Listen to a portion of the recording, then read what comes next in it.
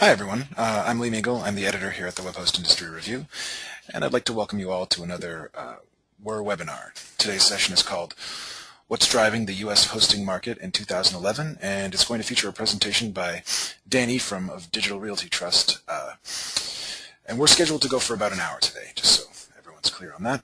I'll tell you, before we start, I'll try to tell you a bit about Dan. He joined the industry, and he first ran product marketing for managed hosting company and colo company, which was Globix. And Globix had more than 250,000 square feet of data center space in the U.S. and the UK. He participated in the liquidation of that company, and from there he ran business development for Tier 1 Research for about 3 years, and has since joined Digital Realty Trust specifically to work with colocation, managed hosting, and cloud computing companies. So a bit about the data that's going to be in today's presentation. The information in the presentation is based on a study conducted by Campos Research. So Digital wrote the questions for the study, but Campos did the research and produced the results. So this isn't data that's really designed to support a sales pitch per se. It's really just insight into the hosting colocation market. Before we get on to the presentation, just a couple of housekeeping items. Questions. There's going to be a space saved at the end of the session for a Q&A, so we're going to keep all the questions to the end, but you can feel free to submit the questions throughout the presentation. I'll keep an eye on them, and I'll sort of be prepared to start asking them when the session comes to an end. And secondly, slides. I spoke to Dan earlier, and he said he'd be happy to make the slides from the presentation available to anyone who requests them, so we'll get those out to you. There was a bit of information you wanted to add, so give it about 24 hours until you can get your hands on the slides, but those will be available at the end. Dan's contact information also is going to be on screen during the Q&A session, so if you want to reach out to him directly, you can certainly do that. Of course, there will be a video archive of the webinar with audio and slides available online at thewhir.com/webinars as of early next week. It'll be up there alongside all of our past webinars, a lot of which are really great. So without further ado, I'm going to pass things on to Dan. So I don't know, Dan, if you want to maybe give yourself a better introduction there. Thank you, Liam. No, I think that's that pretty much captures what who I am, our goal here, and what we're trying to achieve on this session. Can everyone see the slide that is up? If you cannot, please make a note to Liam. But it seems like we should be up and running. Yeah, the slide's up there. So what I want to just put in, make kind of a note as we kick off. Please write any question you'd like to dive in deeper around the research that I'll be presenting. We'd love for this to be very interactive. Unfortunately, given the time constraint, I want to make sure we get through the slides, and anything that does not get addressed, either myself or one of my colleagues will reach out to you. I want to thank our clients and just anyone who's out there and interested in this market for joining this presentation.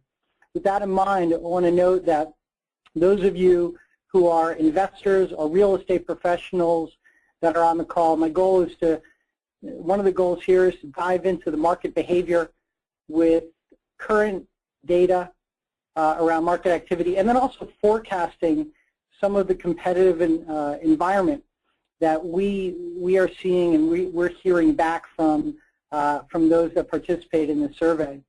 For the executives and directors at hosting companies themselves, this will not only give you also the view into what is going on in the market with your competitors, so you can benchmark yourself, which is obviously highly valuable to you, but also it should give you a 2-year view to a 4-year view as to market activity to anticipate the needs of your customers, and again, anticipate the competitive landscape. So what are you going to be facing a year, 2, 4 years down the road? And then for the managers out there who really are front line, talking to customers, this will give you an idea as to where does this data play? How does this play a role in your day-to-day operation?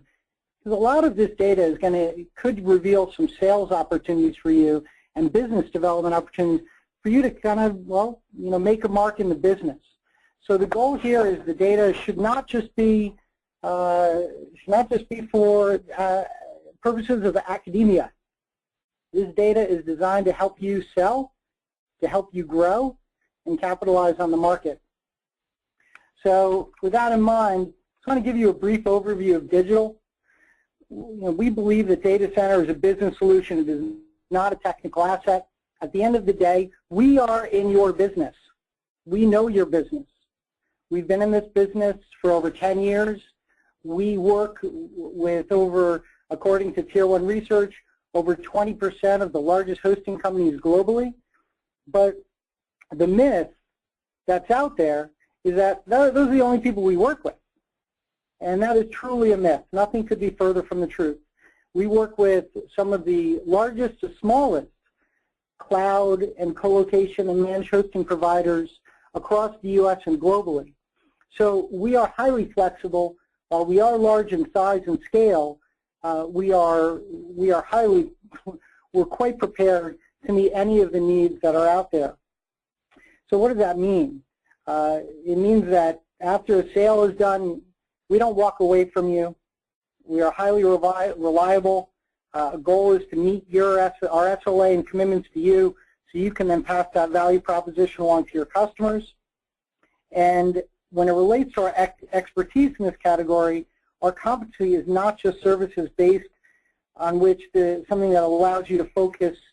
Our core competency is to focus on the data center, which much like the value proposition, you, the co-location and hosting provider, and those that you invest in these companies, we basically take care of the infrastructure. You focus on making money.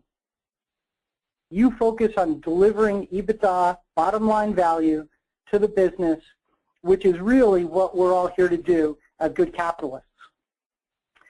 So what I'd like to do now is dive into the research a little bit here. What's important, and I guess I should note, this survey was distributed. Digital wrote it, Campos Research distributed it. They did all of the analysis that you'll see. So Digital, while we commissioned the study, we did not influence this data. All of the answers and responses, everything was done anonymous. So this is strictly what we've heard from the market. The people of the over 100 companies that we reached out to and worked on and responded to this survey, those people are at this SVP to VP level. So you can take confidence these are people that are guiding the organization. I love this slide that's up now. This chart really shows that this market is in it's in great flux. So you see the retail colo, wholesale colo, and managed services. That's where we were 4 years ago, even 3 years ago. But the proliferation, I wish I had data. We did this last year because look at cloud. Look at those last three, 49%, 46, 34% on storage and just over SaaS and then just cloud-based oriented services. This data indicates there's a land grab going on. People move quickly because this is growing at an increasing rate. Retail colo, wholesale colo, it's increasing. Demand for these services is increasing at an increasing rate, much like cloud, but not at the rate. The amount, our customers and what we read from publications and analysis done by industry analysts out in the market, we hear about the growth, but what we're experiencing is tremendous growth and demand for footprint because of demand that people are hearing from their customers. The takeaway here is the question that we should be asking is what is on the cloud-based services is really a very high value proposition, speed to market, speed to purchase. When on the left side of this chart with co-location, we're looking at the same thing, but the key measurement and ratio is revenue per kilowatt. And the revenue for cloud storage and SaaS, key ratios you manage your business, is different. So as companies deliver both of these services, the ratios that management and the boards and those that are selling the services should keep an eye on how those are working. As we move on to the current data center space out in the market, we basically looked at, I want to see what do people have today. When you look at this, a lot of you out there have less than 2,500 square feet. That should be around 200 to 300 kilowatts. Maybe if you're running high density, 350 kilowatts. You can see the demarcation of at 10,000 square feet is a pretty large increase of folks that are buying in large chunks. Those of us on the call, we pretty much all know who they are. Around 10 to 20 players in the U.S. market that are doing that. The 7% who said I don't know, those companies, please, if you're working for one of those companies, leave. If you are, if you're an investor, get your money out now. But what's fascinating here is 45% on the left side. It's really interesting because this is a change in behavior from what we've seen in years past. That people who are delivering cloud, they just need less space. Less space. Still high amount of power, running 150 watts a square kilowatts a square foot or watts a square foot. So it's really key that density is there, but that's definitely a nice trend that we're seeing in terms of folks that are coming to digital. And moving on, we have a number. We have I certainly like this slide here. This data set is really does reveal something interesting. So companies are averaging 3.5 data centers, but roughly 1 in 4 of these companies has 6 or more. So there is a nice delta between the companies that are really focusing on one market, the 1 to 2, and the companies that are really going geographically diverse, whether it's in multiple time zones or just staying within the southeast or southwest, or someone like a Peak 10 that really wants to focus on the southeast, or Via West that's taking a large position in another geographic region. And you can go on a Raging WHIR that currently really dives in deep into the Sacramento market. So you have this really, this nice demarcation of who is playing in what market and what is your focus. So one of the questions that I have when I look at this data, and I would hope others have, is with this in mind around geographic diversity, we have to all confront the reality that most all the data centers out there operate differently, and that we all try our best to keep them the same standard, but it is really a challenge. And this can be due to supply chain issues, whether you can get Cummins generators, or how are you doing your CFD modeling, or also your labor. What are the constraints around what is the quality of labor in a certain market? What about municipalities and permitting, or everything down to maintenance contracts? Does the company that you're working with in managing your data center, if you outsource that, do they have the staff to do that, and what is the cost change per geographic region? And then also, what is your own credit worthiness? In some cases, that is a big issue when you start expanding. So in this manner, expansion past a specific geographic region can be highly disruptive to your economic model. And obviously, none of us want that to happen. We all want to operate stable moving forward. So what are people looking at in terms of expansions? Well, it's interesting because this slide tells us that 58% of these people are saying, we know that the data that folks like Tier 1 Research are putting out is absolutely accurate. Gartner is saying the same thing. IDC is saying the same thing. This is data that says there's demand for third-party services. We are expanding. Whether it's by 100 square feet to 10,000 square feet, we're expanding.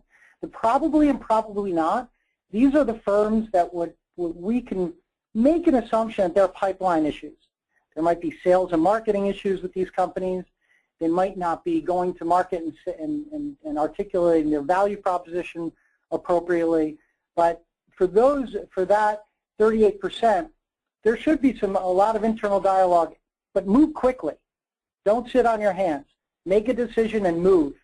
Because in a market that's growing at an increasing rate, you have opportunities that for every meeting that you're in, that hour is wasted.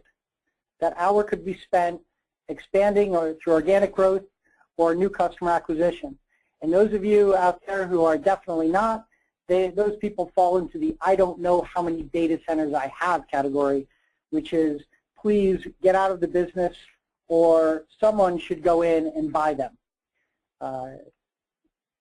Moving on into physical space, nothing here should really should be shattering, let's say.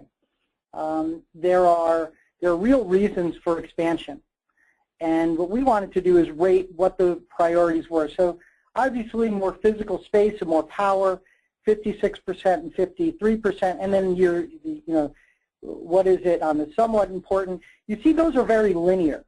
They're highly correlated, right? Because people want their watt per square foot to really remain consistent across a portfolio. Now, entering a new market, here's where we get some interesting data. That 35%, is that proximity hosting? Is it organic growth? What is it? What is that the driver? What is driving that? All indicators point that this is either a secondary site for an existing customer or new logo acquisition, depending upon the quality of your sales team. And then what's interesting is support new applications came up as a very high category. In terms of supporting new applications, that's cloud. That's people who want a private cloud, or people who are seeking for your services, or for you real estate companies that are on this call and listening in. This is demand for your customers coming to you, looking you to find a hosting provider that can help them expand into the cloud and capitalize on the value proposition, on the economic value proposition going in that direction. So what is capacity planning? Well, what does that mean for this year? Well, respondents really want to expand, or who definitively expressed a desire to expand, were asked whether they would add capacity to their existing facilities. That makes a tremendous amount of sense, right? You've got the staff there, you want to build out, you want to keep your consistency, maximize the value of the resources you have in place, whether financial or headcount or your maintenance contracts with your vendors, whatever it is. It makes sense that that's 44%. What's nice to see is this 24% on the new facility. This is really a nice trend. These are people, I'm not saying these people are leaving their time zone or leaving, let's say, these people might just be staying in Tampa, Florida. They might not want to leave. They're growing their business. They might want to expand into something right down the block from them. This makes a tremendous amount of sense to take on a new facility, and it's something that firms should be looking at actively. That opportunity is there, capitalize. So number of new data centers. So how many companies of those firms that are adding data centers? Right? So of that earlier mentioned, 44%, how many of these firms are adding? How many data centers are they adding? Well, 2/3 of these folks are adding 1 or 2 data centers. This is wonderful. This is our industry saying, enterprises, big or small, stop doing what we do better than you. And this should really be a key data point when you're talking with customers and you're selling them anything from a cabinet to many hundreds of kilowatts. This should be something where you're not just talking with them about moving in into your property in just one instance. Most of your peers out there are going into 1 to 2 sites. Ask your prospects, what about a DR? If they're moving to you for DR, ask them, what are they doing with their primary? This is something that should yield opportunity for you, whether it's new accounts or existing accounts. Here is a tremendous amount of opportunity for you to capitalize. Now, for those that are going 4 or more, these are firms that are highly capitalized. These are firms that either have money in the bank, they're working with strong and solid institutional investment shops, or they're working with private equity firms that are really, they see what a firm like Abry Partners has done with CyrusOne and Hosted Solutions, and what other firms are doing in terms of really pumping money in and believing in the growth. If you're one of these firms, great. If you're not one of these firms that can do 4 or more, think about how to be creative to make that happen.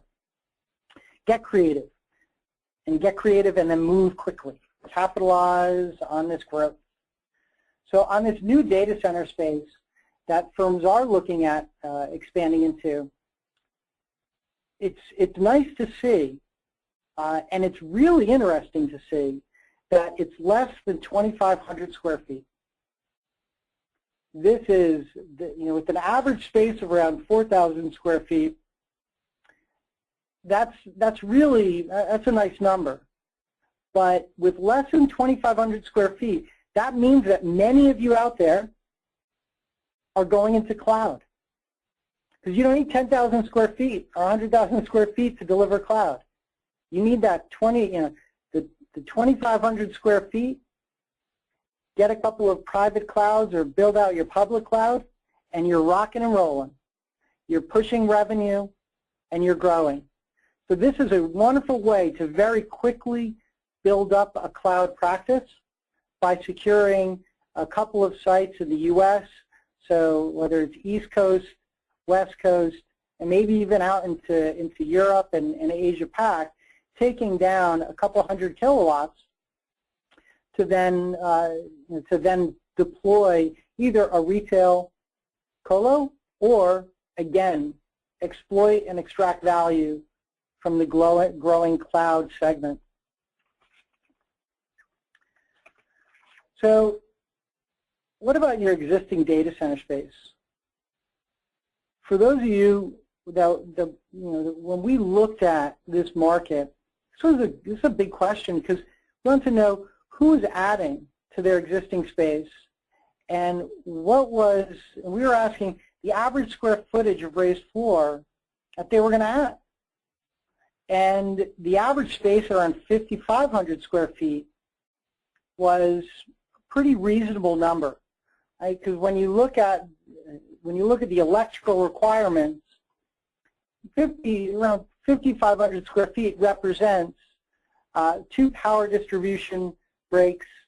It also represents a nice scalable way to bring in UPS batteries and generator capacity, so you can scale up in a very logical and modular fashion. So this is not really shocking. But what this does tell us is this really is logical. People are building and expanding in a very logical manner. It's not speculative. This is pipeline-based. And pipeline-based activity is a wonderful thing. We really like seeing that.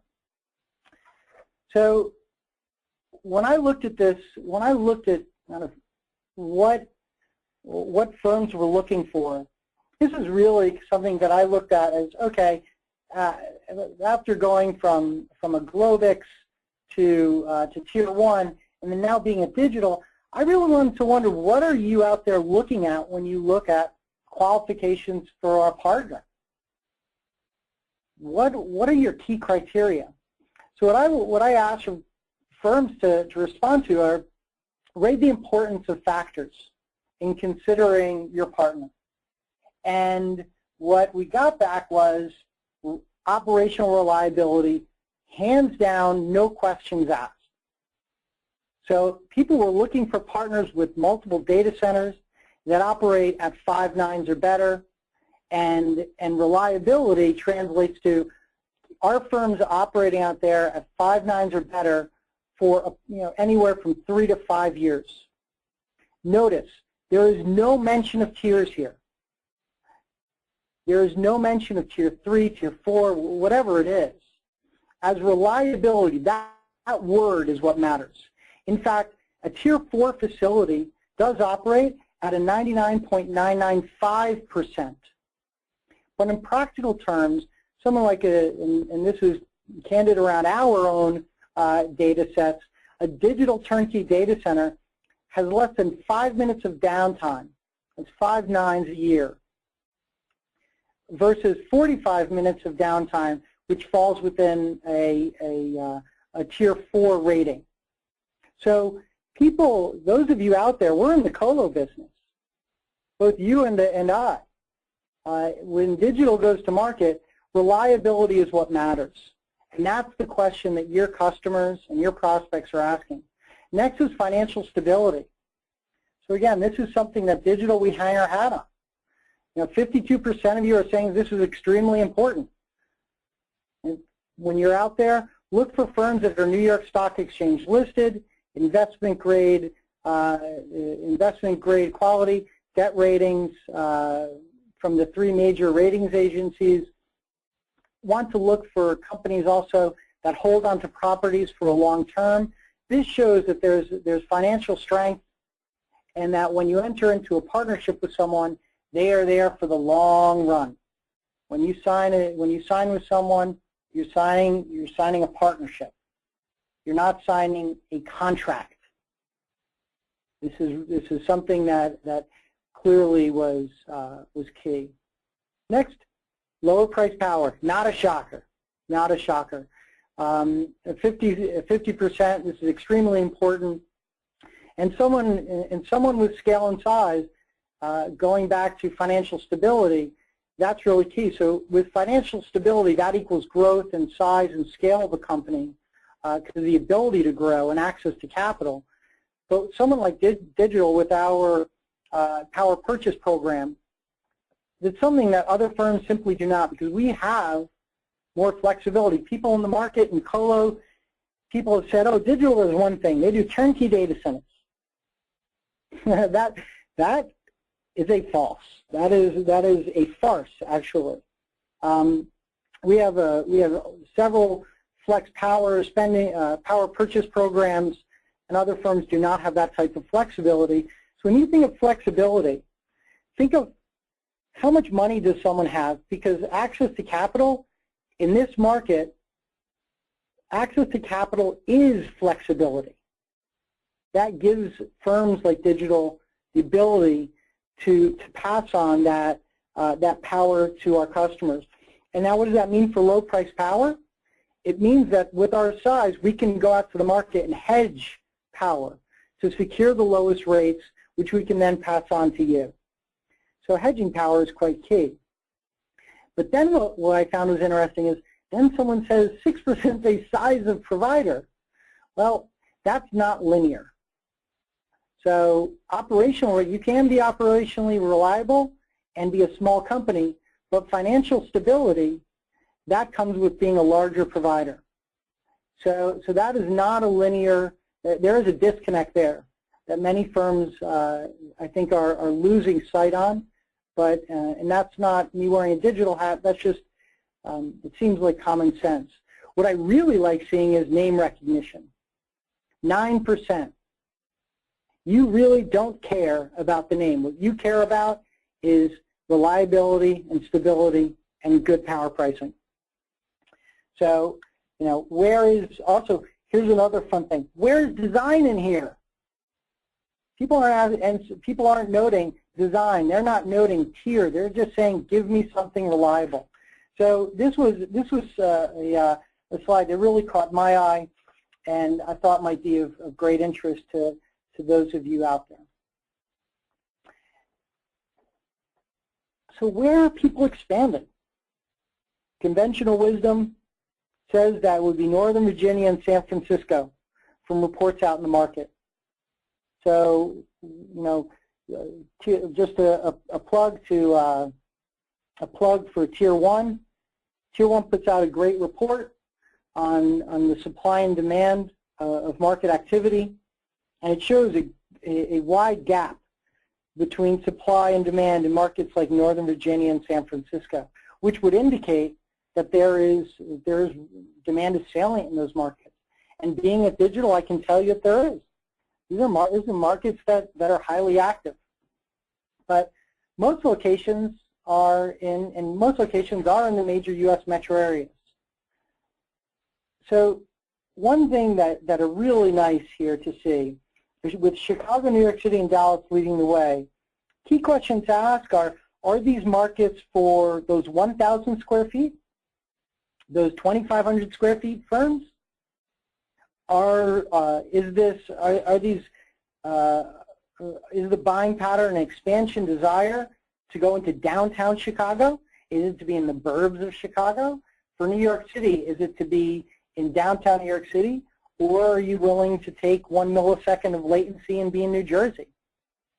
In Dallas, are your customers willing to accept the lower price for power to be on a campus with a substation like what Digital has, or are you looking to be in downtown Dallas, which again, Digital does have data center space there, but you know, what is the preference?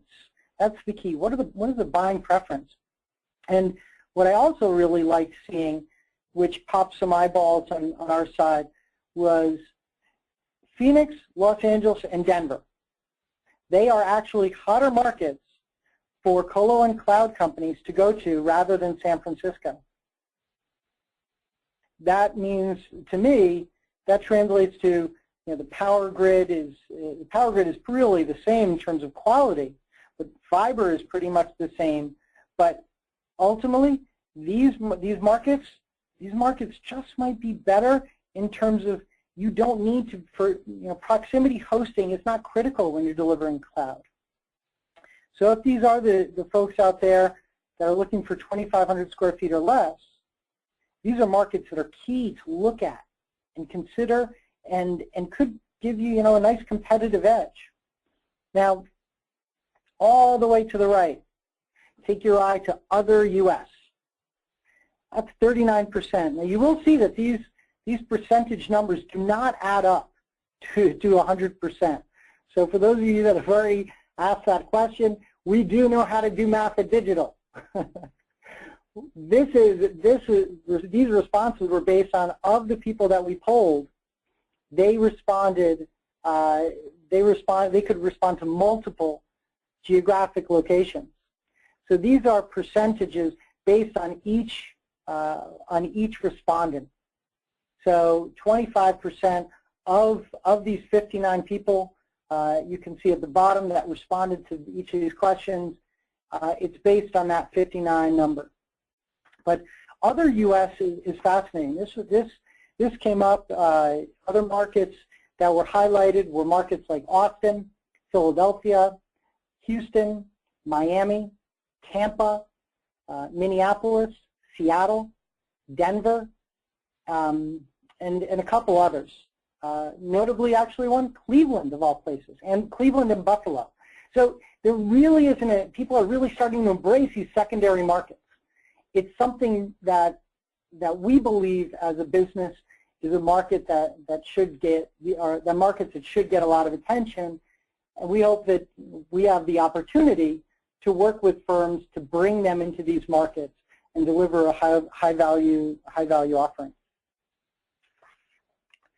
So what are the challenges that we're facing?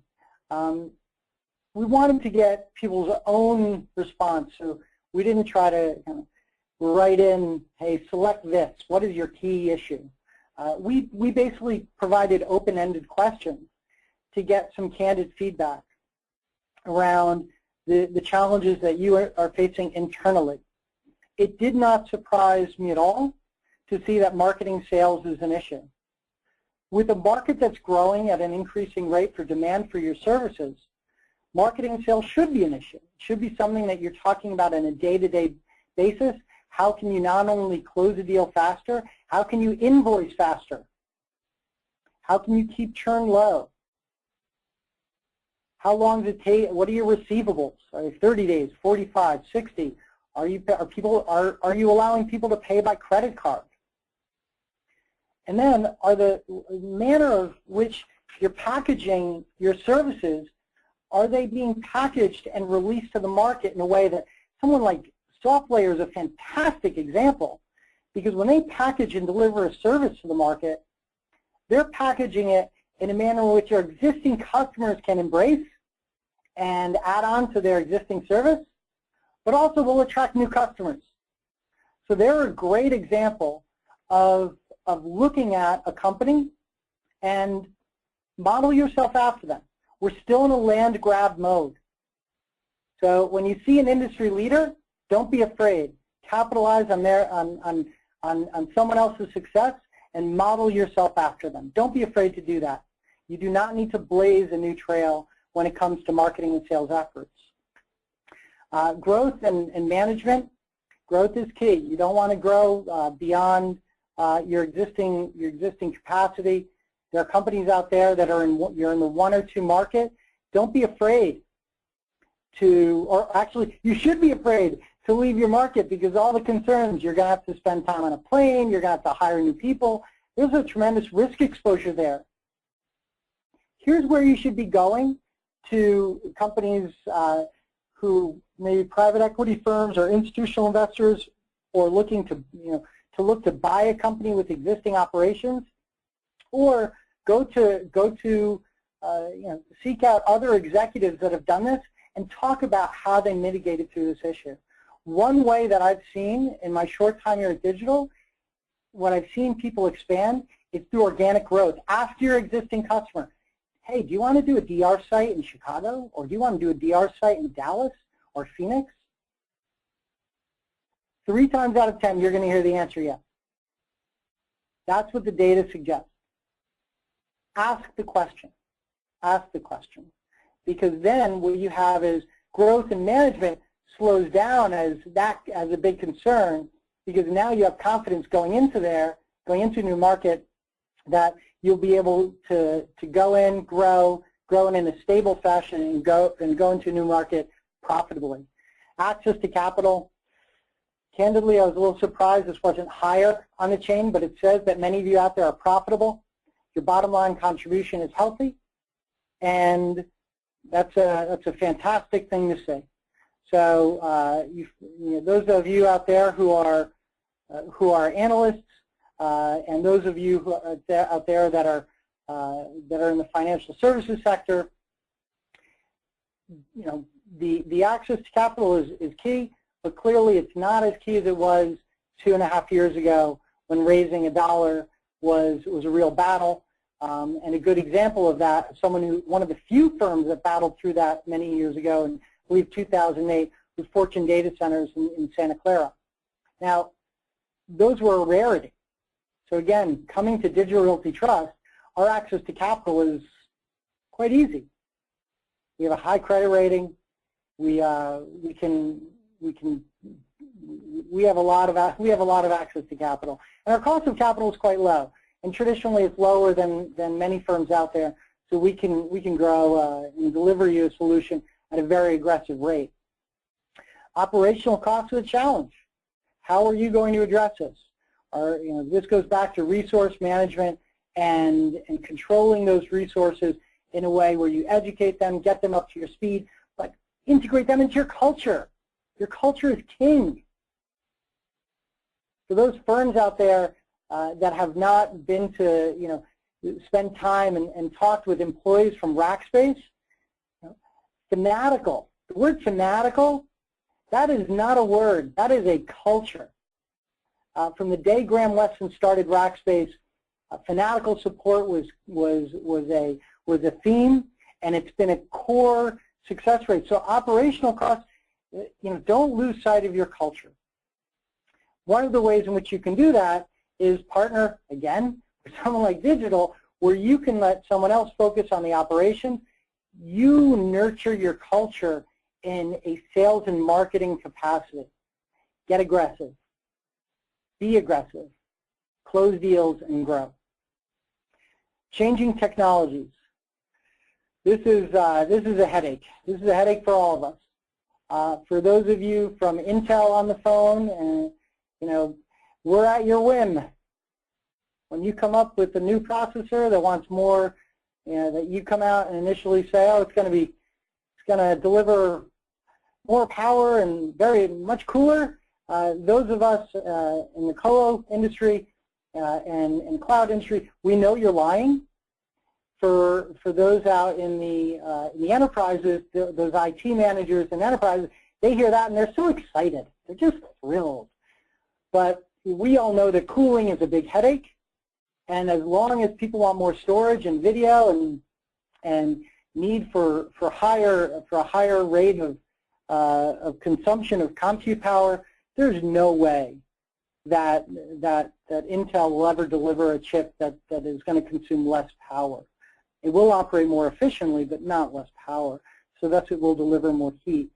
Then you have to think about, okay, am I going to go to a 500-ton chiller with Emerson?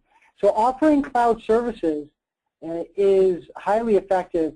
Your power consumption will go up, and thus you need to really consider what are the technical implications, and do you have the internal capacity and resources to navigate through that, or do you need a partner to help you solve those issues? The economy. Well, the economy is rebounding. So when the economy rebounds, for those out there, those of us out there that you don't need to. This is a no-brainer. All of us on a day-to-day basis, we feel this. But what's really nice is in a market where that has struggled, this is the co-location and cloud market is a market that has been quite resilient and has proven to deliver a lot of value to the investors, to the employees, and the customers. So what are some wrap this up because I know we want some questions out there. I see them coming in. What are some key things? With 40 key takeaways, 45% of respondents are seeking less than 2,500 square feet. Is this coming from cloud or co-location geographic diversity? A question that you should be asking yourselves and your customers. So operations, from an operational perspective, what are the most important factors for partnering with a provider? Is it design, tier level, company name? No. It's reliability and financial stability. That is not a question you need to ask. That's a question that you already know because that's why your customers come to you. Another interesting thing, San Francisco is not in high demand for many of you as Phoenix and Los Angeles. But then those other markets, those St. Louis's, Austin, Seattle, Minneapolis, those are markets that you're very curious about. And you should be looking because still stable power grids, strong quality fiber, and low power rates, and low labor rates. Then enterprises looking to expand into San Francisco and Northern Virginia. Always keep an eye on Northern Virginia. Do not discount it. While many of you aren't looking to expand into it, your customers would like to be there. It is a highly resilient market. Demand is salient, and which is really nice because that's where enterprises want to go. What's really interesting is that many of you, again, are looking at the Chicago, New York, and Dallas market, but a gross majority, when you look over when you accumulate all the numbers, are looking at those secondary markets in the U.S. So that's something to watch watch the announcements and watch your competitors grow. You can expect that they'll be going into those markets.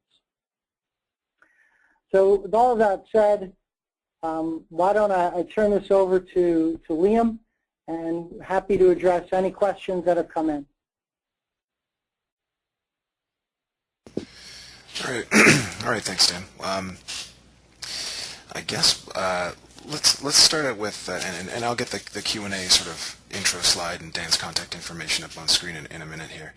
But let me just make myself the presenter here. Sorry. So let's talk about cases for expansion. I guess there was a slide you had a little while ago that was. I apologize to the asker of the question if I don't get it exactly right, and if you'd like to correct me, please submit the question again. But basically, the slide was off the screen by the time I read the question. But I think increasing density was cited as one of the major drivers for adding data center space, and then more space was a bigger driver. And so why the divergence between those two?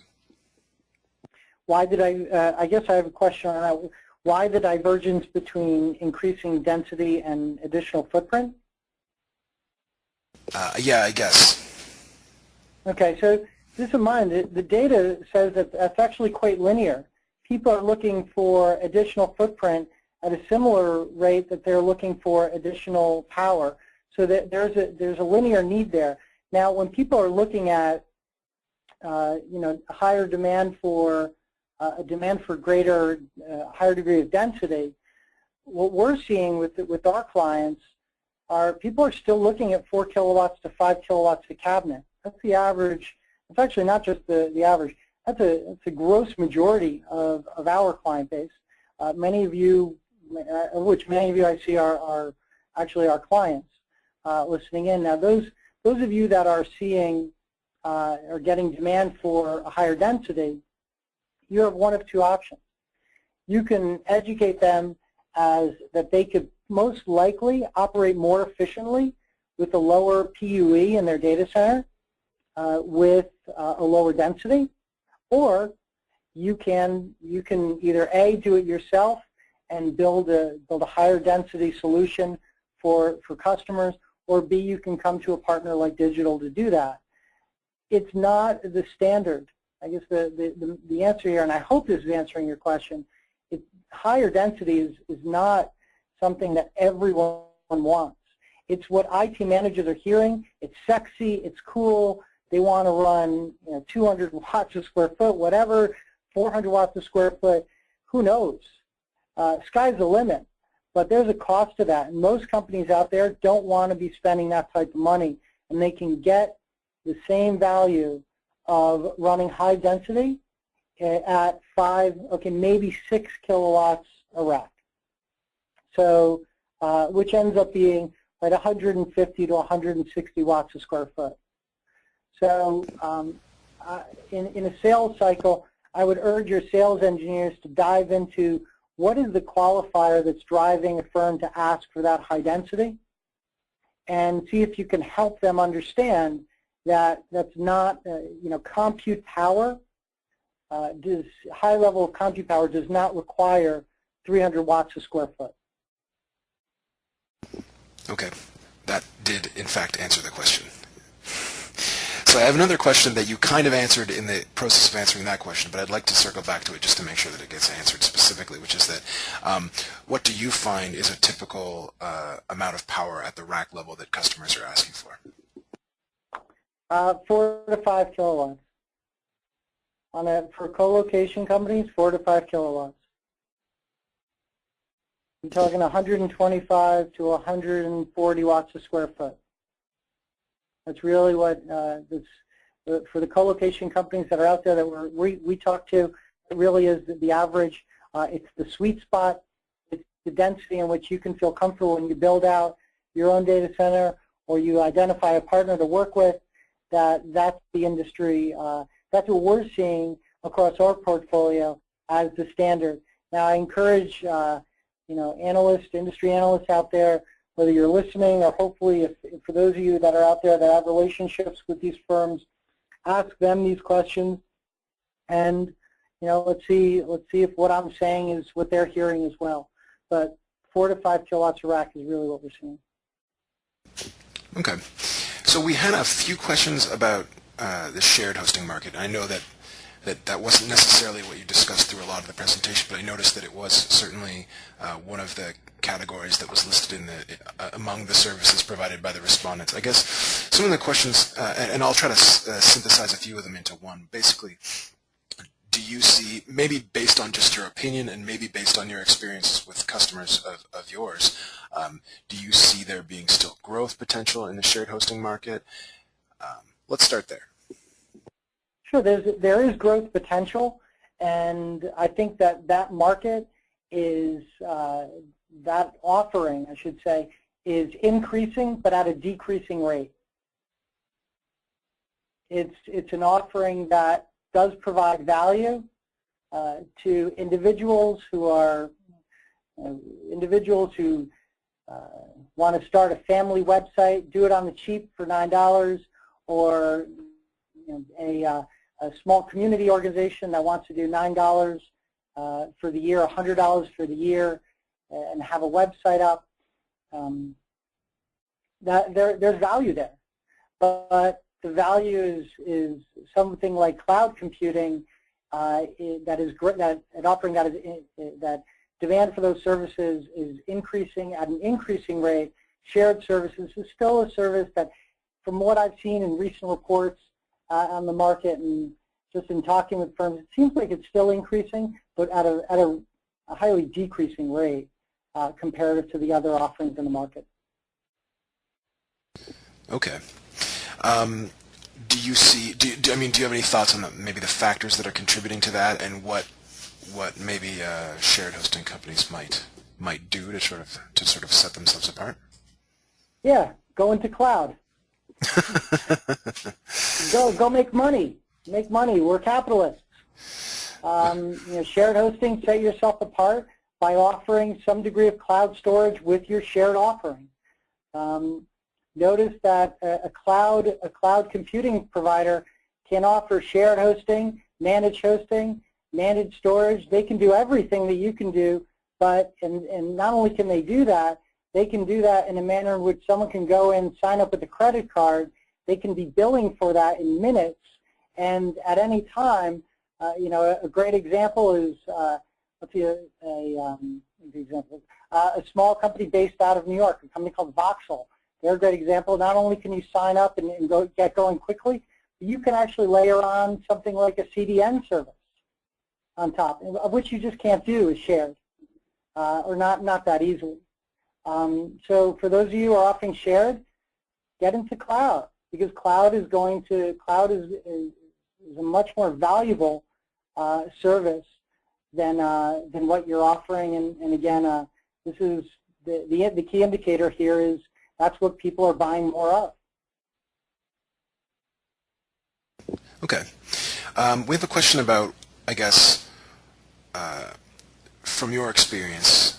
Well, I'll just read the question out because I don't want to try to interpret it too much. But from your experience, when do domestic North American-based customers look to expand internationally? So I'm assuming that means customers of yours.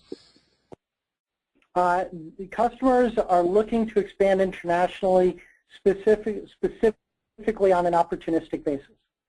So nothing is done. This is actually highly strategic.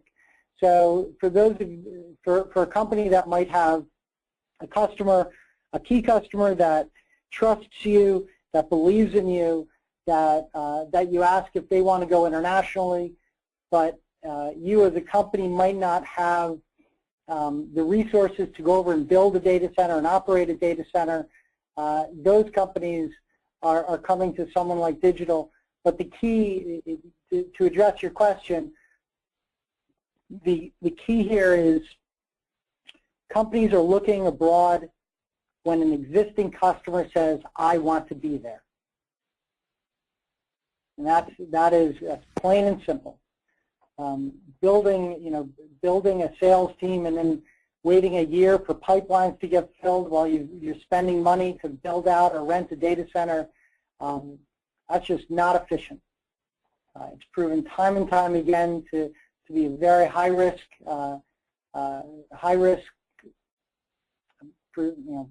strategy. and the way you lower your risk is you go in when an existing client wants to go there, and you work with them to find a partner to get into those markets.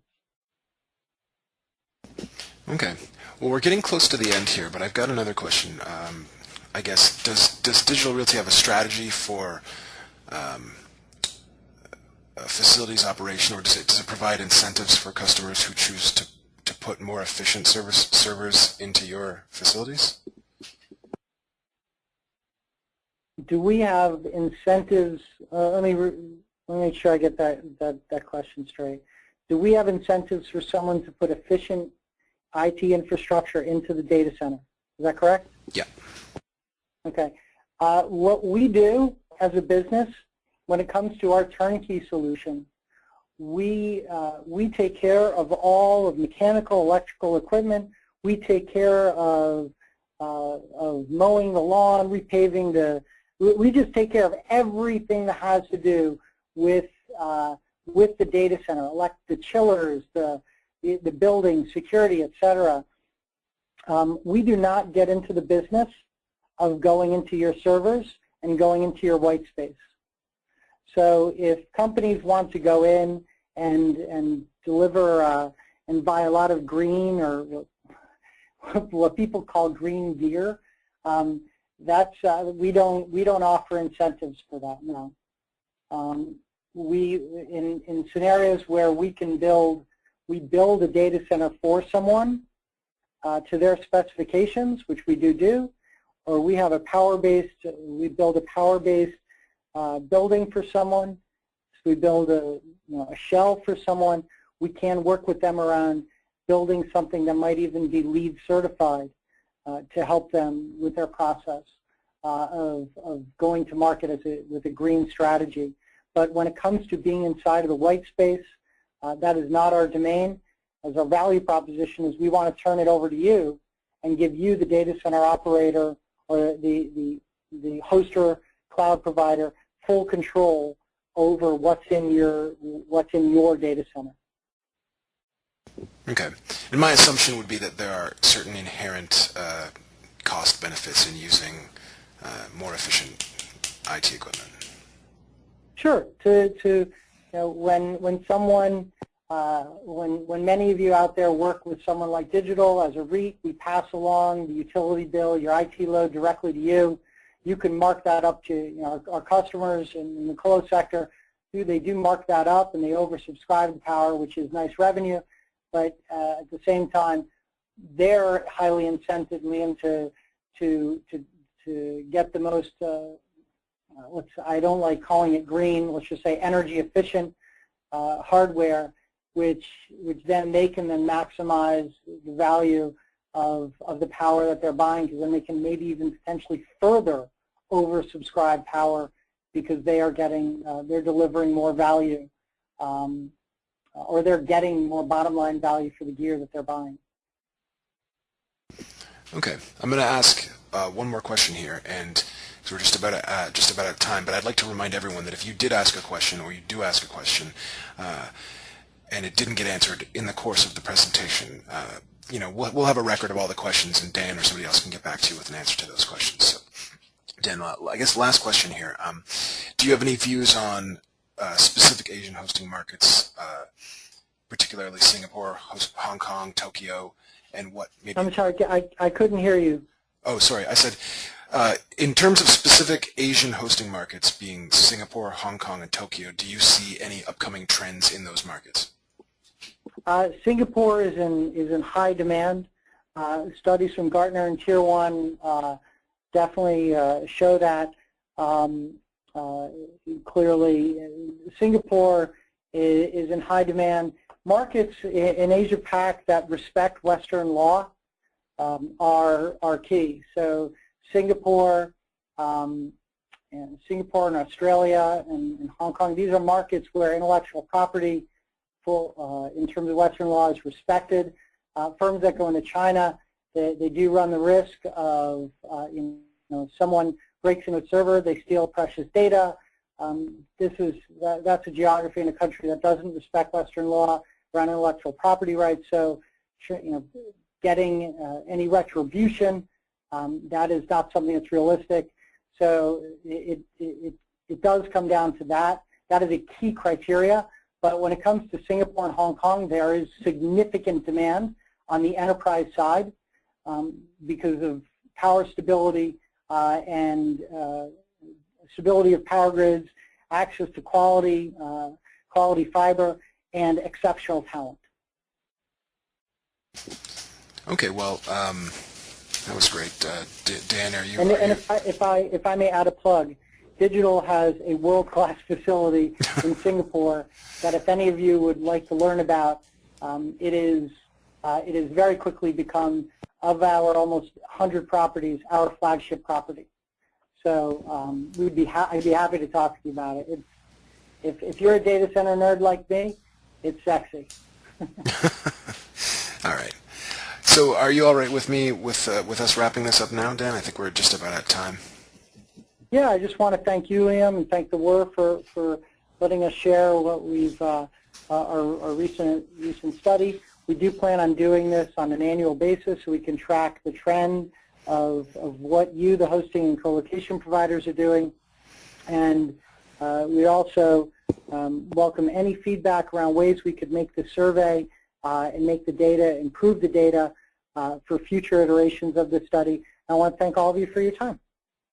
All right, well, I usually thank people for time too, but I won't repeat, Dan. We do appreciate everybody coming out and, of course, submitting questions, which we got a lot of great questions this time, so I appreciate that. Of course, I'd like to thank Dan for offering up some pretty interesting data on and insight into a subject that obviously a lot of hosts are looking at really closely right now. So thanks again to everyone, and have a great day.